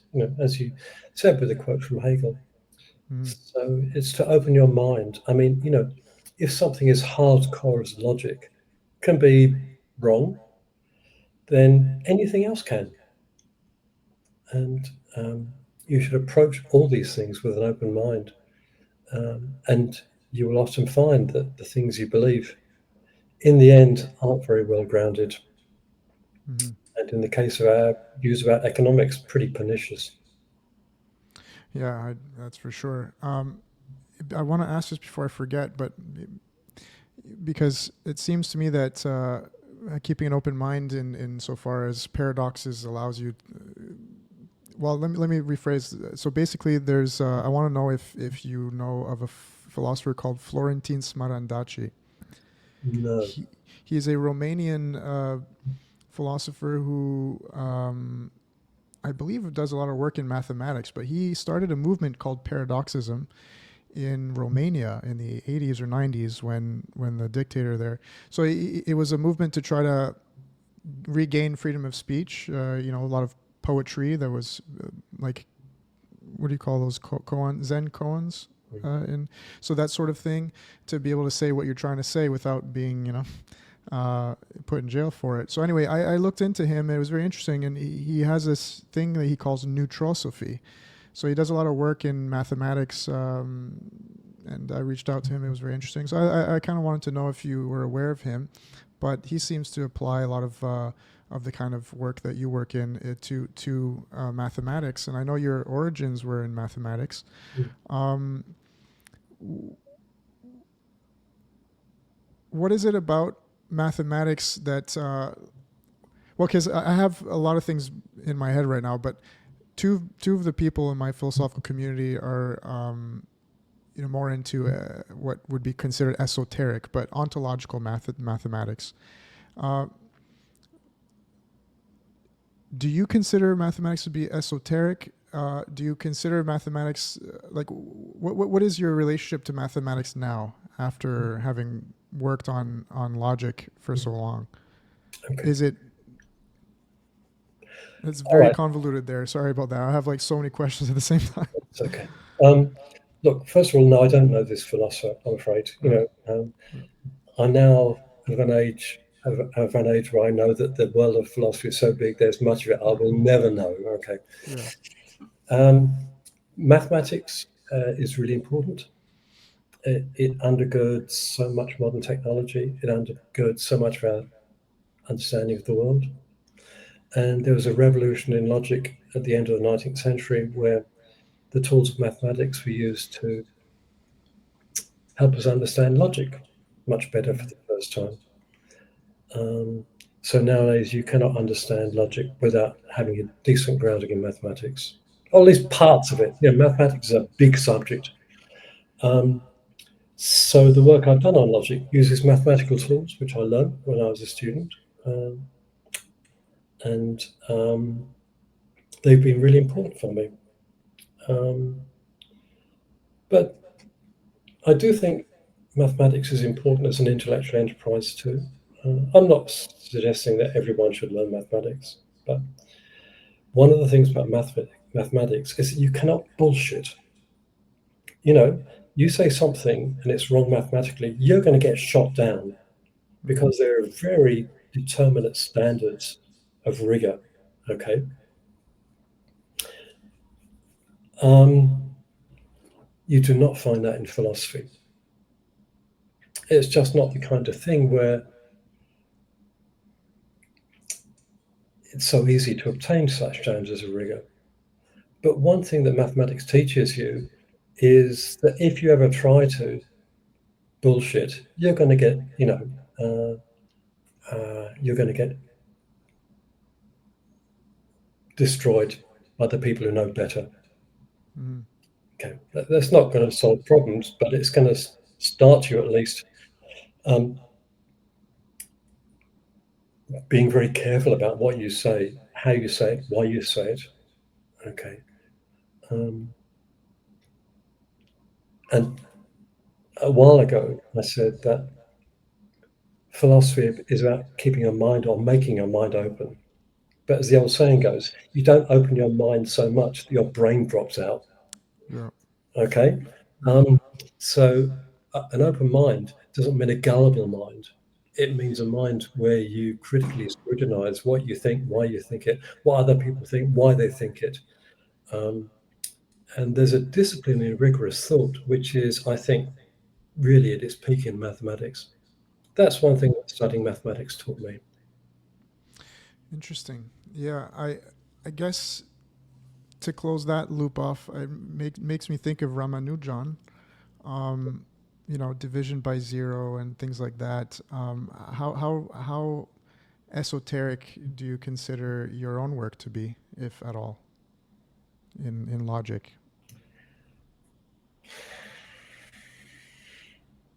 It depends how you measure these things. You know, Mm, I publish in standard logic journals. In that sense, it's not esoteric. mhm, But logic nowadays is an enormous area. There are whole swathes of it I know nothing about. mhm, And most logicians would know very little about the areas of logic I work in. Um, so, in that sense, like all areas of scientific knowledge, it's pretty esoteric. You know, most mathematicians only know a fragment of mathematics. Um, mhm, when you have a general education, say, for example, you go to university, you get taught, a general sort of curriculum, but once you go on and work on the edges of research, it's going to get into an area where only a few people are really competent to engage with what you're doing. And mhm. I don't expect most people to be, I don't really expect most logicians to be interested in what I do. Um, but if they, take home the message that you can do the kind of thing that I'm doing, and they're prepared to take the words of myself and other people for that, that's fine. That's interesting, and I ask it to be honest because I have a friend in Colombia. He's a music producer who's a student of Gurdjieff's, and I'm not sure if you know of G.I. Gurdjieff, but I know his name and his reputation. I've never read him. yeah, he's it's very interesting, and it's considered very esoteric, and you know this guy who I actually sent your video to him, and his name's Christian Castaño, and he told me that you seem very particularly non-dogmatic and open-minded, and I was like, well, that's precisely why I'm interested in interviewing him. So he's interested in mathematics and in Gurdjieff, and what Gurdjieff's work seems to be about is to map on a one-to-one ratio multiple levels of analysis when it comes to reality. So sound frequency, how that maps on to you know uh, quantum physics, how that maps on to geometry, to mathematics, logic, even all the way down to social interaction between social dynamics, that sort of thing. uh, and that characterizes a lot of this community that I'm a part of. A lot of academic people and non-academics and mathematicians, people interested more in physics, esoteric stuff, spiritual stuff. We all seem to coalesce together in this community, um, uh, and uh, and it's nice to be able to see someone like yourself actually keep an open mind enough to respond to those of us who aren't academic or in any way professional or vetted by any sort of institution. Um, where do you think that could go too far where it is about your brain going out? Like, where do you think the reins should be held back? Like, what kind of standard would you constrain people like myself to? Well, it's not just you, it's all of us. I mean, Mm, keep an open mind about the things you do know about. mm, And if I can do that, then I'm very happy. mm, Um, and the flip side is don't pretend to know more than you do. Don't bullshit, as I mm, said before. Um, mm, so there are certain philosophers who like to coquette with the philosophy of mathematics. And I'm afraid some of the French philosophers in the last 50 years have been, some of the worst offenders in this area. Um, which ones, if you can mention? Are we okay, talking about like French intellectuals from the 50s here, or okay. contemporary There's, people? there's a nice book called The Sokal Hoax by Sokal. Okay, If you've never read it, read it. okay. Um, uh, so I'm very aware that I don't know about lots of things in the world. Okay. Mm-hmm. So often people ask me for my views on quantum mechanics, and I have, a basic education in quantum mechanics, but I'm well aware there's so much I don't understand. People say, well, is dialetheism applicable to quantum mechanics? I have to say, well, I have to spend some years getting up Mm-hmm. to speed on quantum mechanics before I really could answer that question. So again, it's a matter of humility. Mm-hmm. Not only should you be humble about the things you do know about, you should bear in mind that a lot of the things you don't know about. Mm. And if they interest you, go learn. Yeah, That's no, really that's a very satisfying answer, I have to say, because it's simple. Probably the most succinct and valuable one too. And it actually also, because you're saying dialetheism being applicable to quantum mechanics, I had a question in relation to that. Is it equivocal to dual aspect monism? Is the idea of dual aspect monism, contradictory? Maybe is another way I could say it, Are we or in talking about quantum contradiction. mechanics or dialetheism? Sorry. So in relation to your comment on when people ask you about the connection between the two, I have my own, and my curiosity is dialetheism equivocal, or does it have any connection to dual aspect monism in any way? Well, dialetheism is a view that tells you that certain theories are on the table. Okay. Mm-hmm. Yeah. I've never yet seen an application to quantum mechanics that I find particularly plausible. But then, as I say, my knowledge of quantum mechanics is not much better than a layman's. Mm-hmm. Um, Dual aspect monism. I'd have to ask you what you mean by that exactly to be able to say anything sensible. Yeah. So that's the paradox in it is dual aspect, from what I understand, because I'm again, I'm not the most well read for this sort of thing, but from the people in my community, one of them is named Dave Neupower. He's actually the only person that holds a dialethic view as well as I do in this community, anyway. And from what I understood, is that dual aspect monism has to do with actually, in fact, being a monist, but approaching it from from the only way you can approach it, which is that there are two aspects to everything, that we do differentiate as human beings. Contrast is sort of our basic function. So, but so that's as far as I could really say. And it's very unsophisticated, I know, but that there are two aspects to the monad, as Leibniz, maybe, I'm not sure if the monad is something I should bring into this, but Yeah. Okay. Well, or the Indrasnet in Hinduism, or you know what I mean, like. yeah. Okay. Look. Well, monism is there's only one world out there. Mm-hmm. Okay. Let's agree on that. Um, Dual aspect could be understood in several different ways. One is Mm-hmm. that you can have different perspectives on it. And I think that's kind of ungainsayable. People see the world in different ways because people are different. So that's not contentious. Much more contentious is whether more than one of those perspectives can be right. Mm-hmm.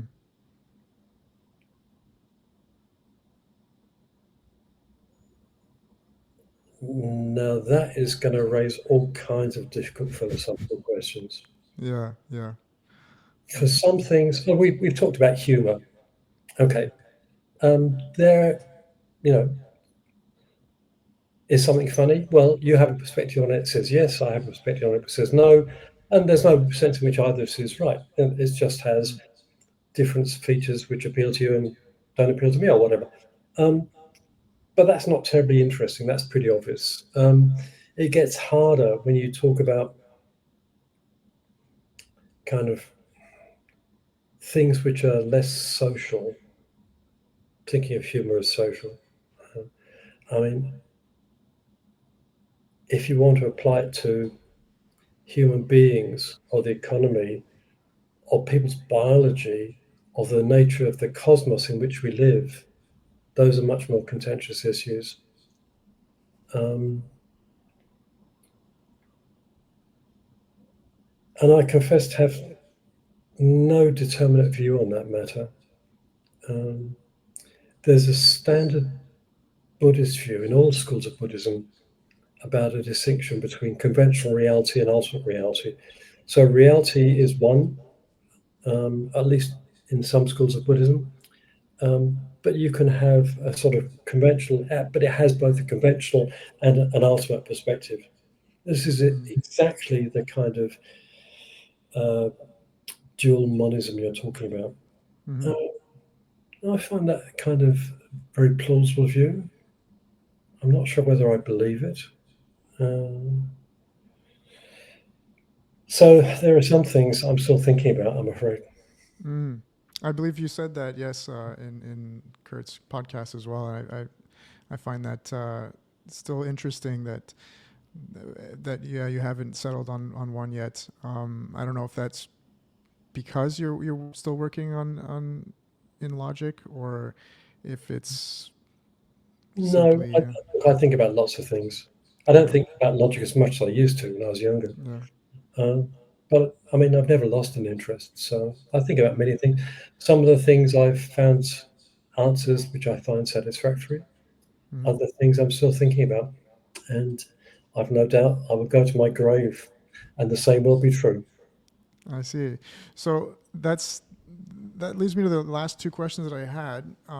Aside from, so there's two philosophical questions that I have, but I want to ask one before that, which might be more interesting to start to close things off for you to think about in the meantime, which is like, do you have any questions that you believe that I should have asked so far, or that you would have preferred or wanted me to ask?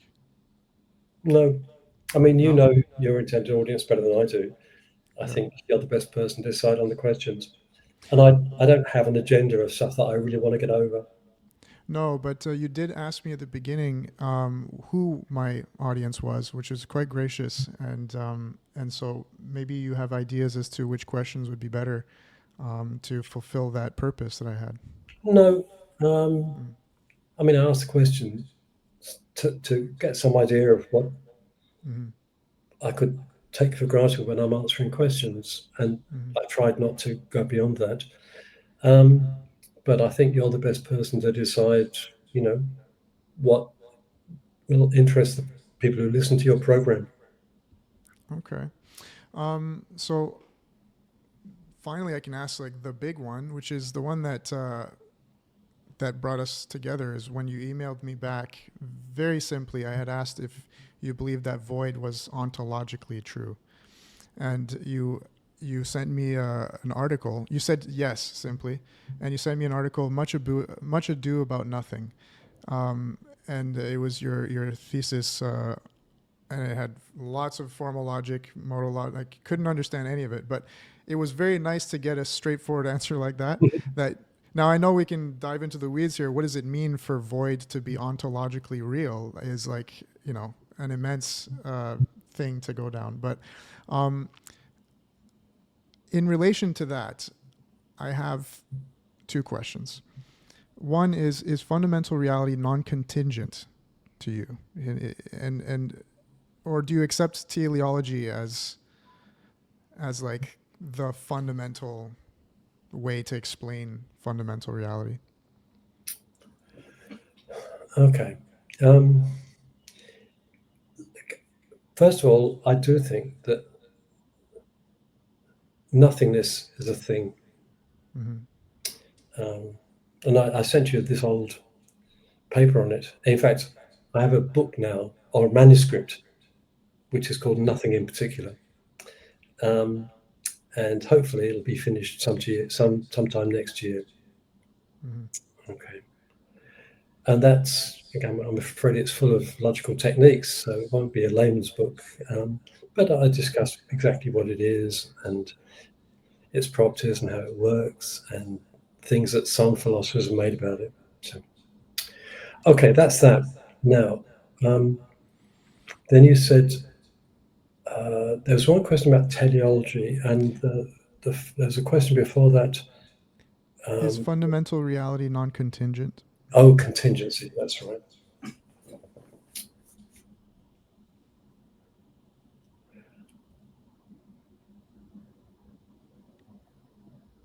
Okay, teleology is the view that explanations are, at least a lot of the time, goal directed. Okay. Um, and it's true that often when we talk about people's actions, our explanations are goal directed. I'm going to the shop to get a cup of coffee. Teleological explanation. So explanation is often, especially when it comes to people's affairs, teleological. I'm skeptical about teleology in metaphysics and physics and natural sciences. I mean, it sort of went out of the window with the scientific revolution. I don't see anything that brings it back.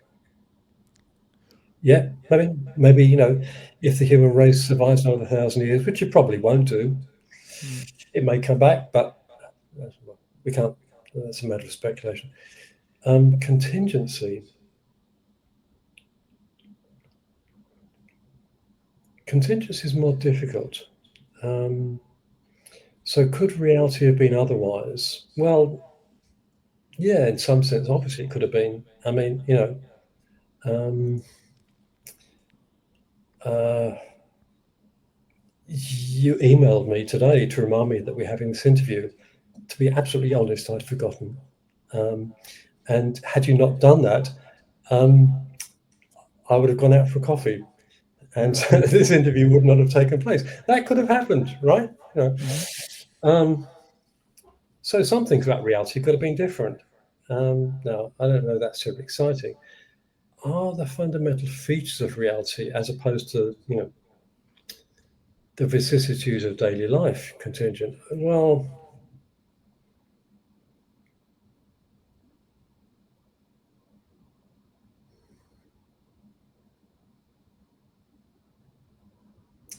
I don't know the answer to that.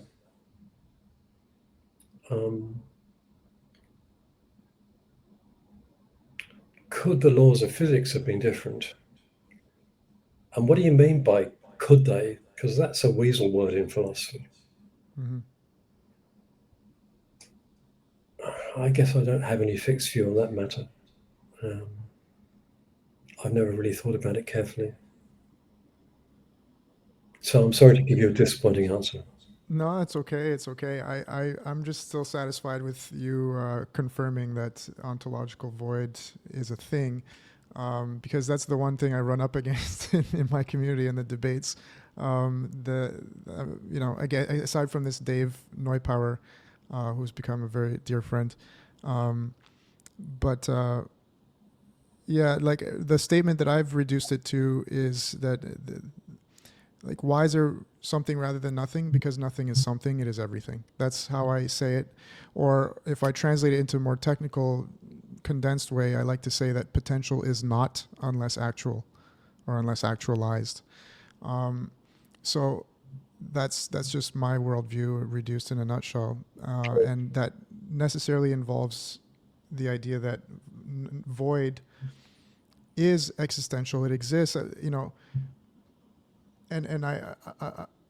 I'm writing this book called The Infinity Limited, because I do believe that there is some aspect of truth that, when you think about the void,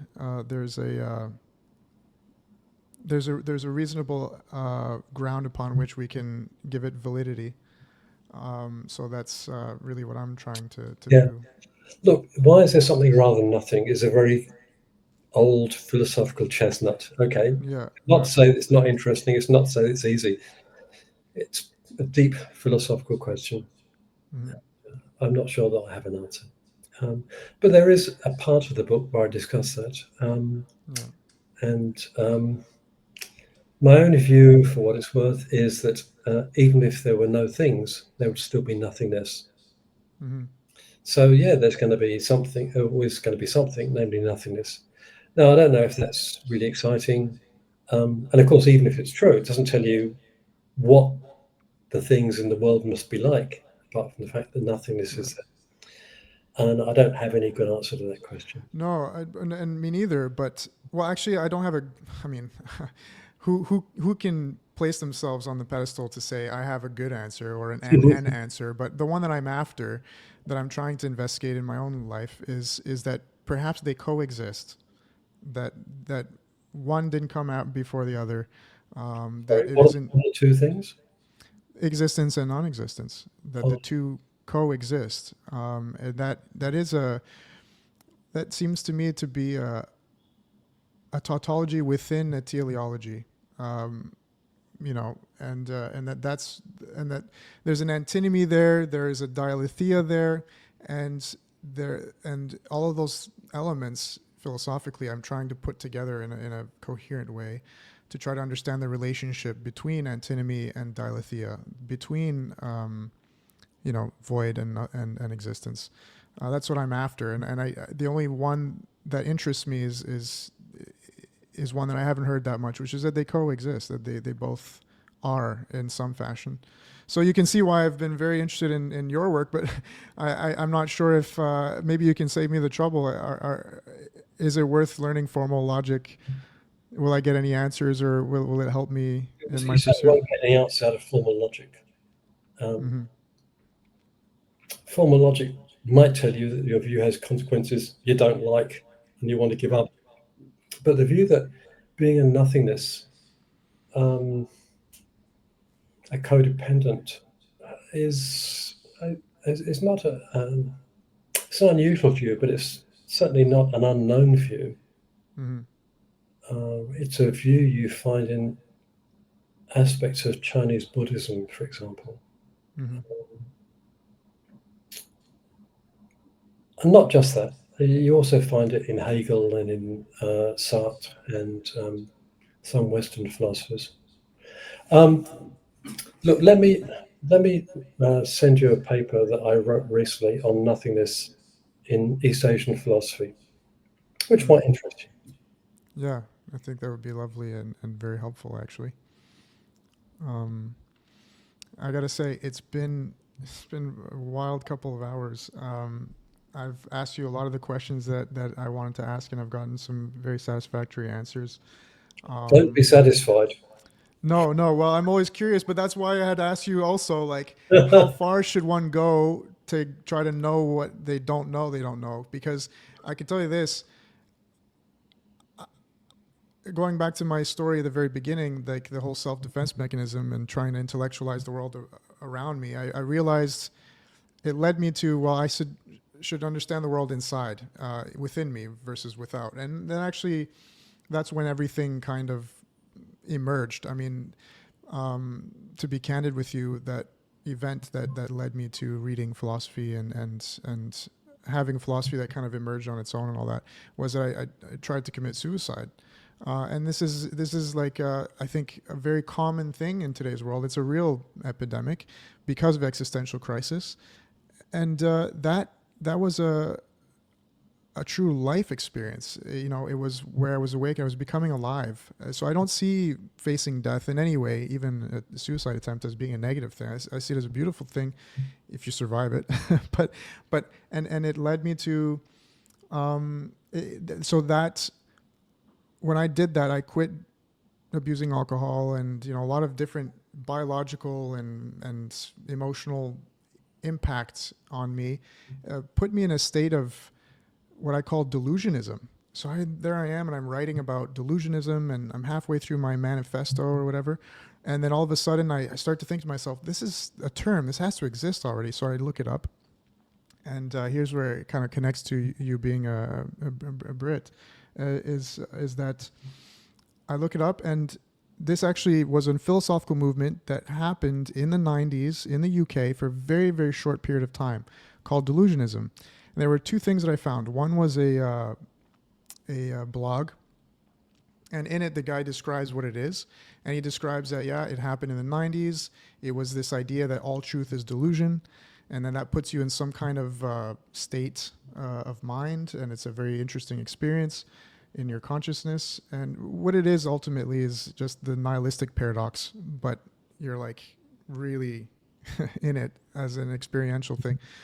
And there was a rap group called the Delusionists, again from the UK. So it was very interesting. And it's the kind of experience that lasted about maybe a week, because eventually you take on stable belief. You can't just walk around feeling like you're in a dream or on mescaline or something for too long. At some point, you go back to, and that's what opened up all of these questions, and this sort of paradoxism as a philosophy emerged. I realized that the only questions worth asking are where the paradoxes are, because that's the limits of human conception.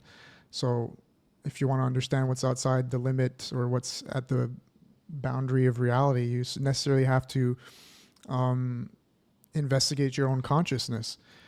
So, for you to have done so much work and in logic and in mathematics and in philosophy in that way, saves me a lot of work in a way, and it kind of does validate that at the very least, my journey has been a valid one and an important one, and that it does share some level of validity, or it has some grounds to exist as a worldview, if that's still a term you're willing to accept. And yeah, I just want to say thank you very much for having given me this time of yours. Yeah, I well, didn't expect that. well, I've never heard of delusionism. Uh, Yeah, I'm sorry to you went through a tough period. I hope it's the path has been upward since then. Um, but yeah, on delusion, let me just note that in Buddhist philosophy, it's widely agreed that there are three things which will fuck your life up, right? yeah, Greed, hatred, and delusion. mm, And it's good to get rid of all these to the best of your ability. yeah. Absolutely, I agree there too. Um, well, I hope we stay in contact. That'd be lovely. And what is it that you're going to be doing for the new year? You said you're heading to Australia. Are you still teaching there? No, but No. my kids and my grandkids live in Australia. Mm, Um, so I try to go back there a couple of times a year. mm. Um, so I don't teach there anymore. My job is here full time. So I'm just going to take a couple of weeks to um, see my kids and grandkids and to work on the book on nothingness. Well, that's lovely. I'll be the first to read it. Is there a better place to buy it than Amazon? Speaking of capitalism. Well, if you can buy it at the moment, it would be a work of magic because it hasn't been published yet. I Mm, hope it will be out later this year. No, hang yeah, on. I'm already a year ahead of myself. I'm hoping it'll be at least finished next year and out soon after that.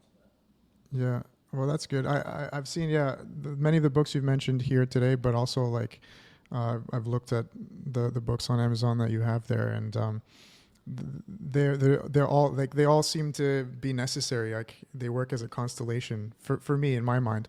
So I'm looking forward to reading them. Well, You I know, hope you enjoy it. I hope I get it out. yeah, yeah, get it out on nothingness. Well, I mean, was it just going to be blank pages or? No, I'm afraid it'll be a regulation academic monograph. Yeah. Oh, I see. Very good. Very good. Well, all right then. I wish you a very merry New Year. Again, thank you so much for the opportunity. Like I said, I had to open up about my personal life a little bit there, just to let you know that your work I think does have an impact on people, and that I appreciate it very much, and that yeah, I wish you a very lovely New Year. And the same to you, Jimmy. Thank you. Thank you. Take care, Ciao, ciao. man. Ciao, ciao.